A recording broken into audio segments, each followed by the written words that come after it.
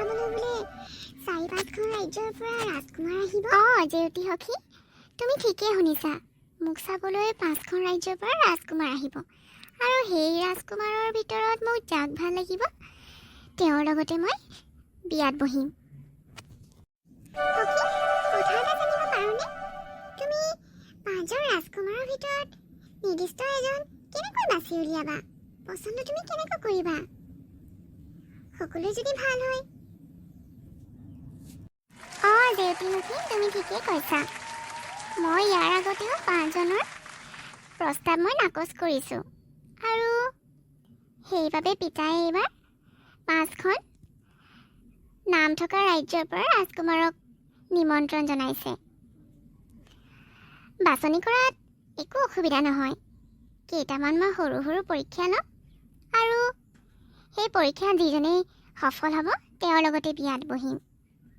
আচলতে মোৰ মনটো জয় কৰিব লাগিব। সখী, তুমি ঠিকেই সিদ্ধান্ত লৈছা। জেউতি সখী, আৰু ৰাজকুমাৰৰ মনটো সৰল হ'ব লাগিব। তেওঁ যাতে প্ৰজাৰ প্ৰতি মৰম, দয়া এইবোৰ ভাৱ দেখুৱায়। তেনেকুৱা ৰাজকুমাৰৰ লগতহে মই বিয়াত বহিম। জেউতি সখী, মোৰ ৰাজকুমাৰজন বাছি উলিয়াত তোমাৰো অকণমান সহায় লাগিব। তুমি সহায় কৰিবানে? আৰু ৰাজকুমাৰো যে বাছনি পৰীক্ষা কৰিম, এয়া কিন্তু অকল তোমাকে জনালোঁ। সখী, তুমি চিন্তা নকৰিবা, মই তোমাৰ লগত সদায় আছোঁ। তুমি যেনেকৈ কৈছা তেনেকৈয়ে হ'ব, আৰু এই গোপন কথা আমাৰ মাজতে থাকিব। চন্দ্ৰমুখী, কি সুন্দৰ ৰাজকুমাৰী। মই ধনুবিদ্যাত সকলোতকৈ পাৰ্গত আছোঁ। চন্দ্ৰমুখীক ময়ে বিয়া কৰাব পাম, আৰু কোনো নাপায়। অতি কম সময়ৰ ভিতৰতে চন্দ্ৰমুখী মোৰ হ'ব। দুদিন ধৰি একো খোৱাই নাই, হাতত পইচাও নাই। তুমি মোক অকণমান সহায় কৰিবানে? তই কাক কথা কৈছ? মোক চিনি পাইছনে তই? তই কমলপুৰ ৰাজ্যৰ ৰাজকুমাৰক এনেকে কথা ক'ব আহিছ? আঁতৰ হ, মোৰ এটা বিশেষ কাম আছে। ক্ষমা কৰিব ৰাজকুমাৰ, মই অকণমান আপোনাৰ পৰা সহায়হে বিচাৰিছিলোঁ। মই চিনি পোৱাত ভুল হ'ল, ক্ষমা কৰিব। হ'লেও অকণমান যদি সহায় কৰিলে হয় মোৰ। এবাৰ কথা ক'লে তই বুজি নাপাও নেকি?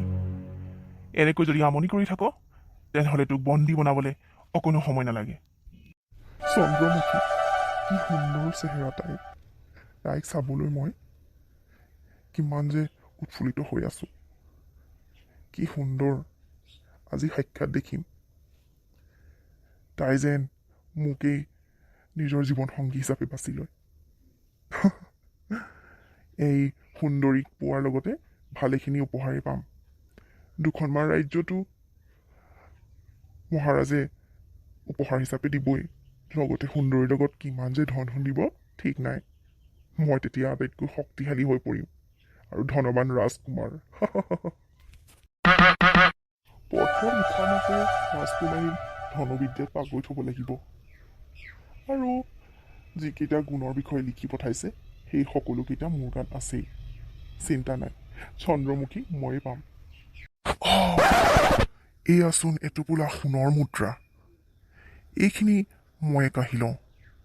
ৰাজকুমাৰ হয়, কোনো সন্দেহ নকৰিব, আৰু এয়া মোৰ অধিকাৰ আছে। মই ধন সোণ কাঢ়িও ল'ব পাৰোঁ। মোৰ সোণৰ মুদ্ৰাবোৰ ক'ত গ'ল? আজি ইমান কষ্টেৰে মোৰ বস্তু বিক্ৰী কৰি এয়া মই পাইছিলোঁ। ক'লৈ গ'ল? কোনে নিলে মোৰ সোণৰ মুদ্ৰাবোৰ? সখী, 4জন ৰাজকুমাৰ উপস্থিত হ'লহি, আৰু এজনহে আহি পোৱাহি নাই। সময় প্ৰায় পাৰ হৈয়ে গৈছে। চন্দ্ৰমুখী দেখাত বৰ ধুনীয়া শুনিছোঁ, আৰু চিত্ৰ দেখা মতে সঁচাই বৰ সুন্দৰী ৰাজকুমাৰী। কিন্তু এয়া মোৰ ভাগ্যত আছেনে নাই সেয়াতো মই নাজানো। কিন্তু মোৰ বিষয়ে যি ক'ম সকলো সঁচা কথা ক'ম। যদি ৰাজকুমাৰীয়ে মোক পচন্দ কৰিব পাৰে তেনেহ'লে কৰিব, আৰু যদি নাকচ কৰে তাতো মোৰ কোনো আপত্তি নাথাকিব। আশা কৰোঁ ৰাজকুমাৰীয়ে বিচৰা মতে নিজৰ ৰাজকুমাৰজনক বিচাৰি পায় আৰু মোৰ ধনৰ মোনা কিমান কষ্টেৰে এইখিনি পাইছিলো আজি এতিয়া মই ঘৰলৈ কি লৈ যাম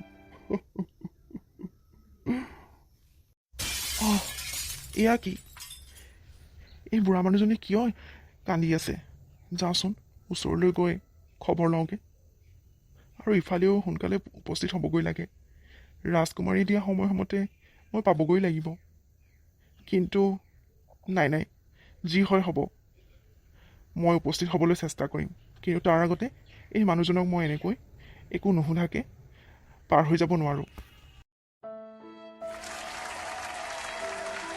বৰদেউতা আপুনি কোনো চিন্তা কৰিব নালাগে আপুনি যিখিনি মুদ্ৰা কষ্টৰে উপাৰ্জন কৰিছিল সেইখিনি ময়ে আপোনাক দিম আপুনি এতিয়া ঘৰলৈ আনন্দমনে যাওক এই দুষ্টামি কোনে কৰিলে মোৰ ৰাজ্যত হোৱা হ'লে বিচাৰি উলিয়াই বন্দী কৰিলোঁ হয় ৰাজকুমাৰ তুমি সঁচাকৈ বৰ দয়ালু তোমাৰ দৰে এজন মহাৰাজ সকলোৱে বিচাৰে ধন্য ৰাজকুমাৰ সখী ব'লা ব'লা গোটেই ঢোলে ডগৰে মাত শুনিছোঁ হয়তো 5জন ৰাজকুমাৰ আহি পালেহি আৰু সেইবাবে তেওঁলোকক সকলোৱে আদৰিছে সুন্দৰী চন্দ্ৰমুখী তুমি কোৱা সময়মতে আমি উপস্থিত হ'লোহি এতিয়া তোমাৰ সিদ্ধান্তলৈ অপেক্ষা কৰিছোঁ জনাই দিয়া তোমাৰ সিদ্ধান্ত কোন সেইজন তোমাৰ ৰাজকুমাৰ যিজনে তোমাৰ মন জিকিব পাৰিলে মই মন কৰিছোঁ মই কোৱা সময়মতে 4জন ৰাজকুমাৰ আহি উপস্থিত হ'লহি কিন্তু এজনে সময়তকৈ পলম কৰিলে হয় সুন্দৰী ৰাজকুমাৰী আমি 4জন প্ৰথমতে আহি উপস্থিত হ'লোঁ সকলোতকৈ আগত মই পাইছোঁহি আৰু তুমি পত্ৰত যেনেকৈ বিচাৰিছিলা যেনেকৈ তুমি লিখি দি পঠাইছিলা সকলোখিনি গুণ মোৰ মাজত বিচাৰি পাবা তুমি দিয়া সময়ৰ আগতে আহি মই উপস্থিত হ'লোহি ৰাজমহলত নিশ্চয় মই মোৰ সিদ্ধান্ত অতি সোনকালেই জনাম কিন্তু তাৰ আগত মই আপোনালোকৰ পৰীক্ষা ল'ব লাগিব এতিয়া কওকচোন বাৰু আপোনালোকে ইয়ালৈ আহোঁতে বাটত কাক লগ পাই আহিছিল ঠিক আছে এতিয়া সকলোৰে কথাবোৰ বাৰু শুনিলোঁ মই কিন্তু কোনে কিমান সঁচা কথা কৈছে সেয়া জনাৰ পিছতহে মই মোৰ সিদ্ধান্ত জনাব পাৰিম ৰাজকুমাৰী এয়া আমাক অপমান কৰা হৈছে আমি কথাবোৰ মিছা বুলি ক'বলৈ আপুনি সাহস কৰিলে আমি মানে সকলো কথা সাজি কৈছোঁ আমাক ইয়ালৈ এনেকৈ অপমান কৰিবলৈ মাতি পঠোৱা হৈছিলে নেকি পৰীক্ষাত আপুনি বিফল হৈছে আৰু দয়া কৰি আপুনি এই ৰাজমেহেল এতিয়াই ত্যাগ কৰক এতিয়া মোৰ সিদ্ধান্ত শুনাব লৈছোঁ সকলোৰে কাহিনীবোৰ শুনিলোঁ বাটত আহোঁতে কোনে কি লগ পালে কিন্তু কোনেও অসহায়জনক সহায় নকৰিলে আৰু শেষত যিজন ৰাজকুমাৰ আহি পালেহি চন্দ্ৰপুৰৰ ৰাজকুমাৰ তেওঁ আহোঁতে বাটত পোৱা মানুহজনক সহায় কৰি আহিছে ৰাজকুমাৰ মোৰ জীৱনসংগী হিচাপে আপোনাকে বাছনি কৰিলোঁ আপুনি এজন সৎ মনৰ মানুহ যিজনৰ মনত দয়া মৰম চেনেহ সকলো আছে কোনো লোভ লালসা নাই ধন্যবাদ ৰাজকুমাৰী মইতো আশাই কৰা নাছিলোঁ আপুনি মোক এনেকৈ জীৱনসংগী হিচাপে বাছি ল'ব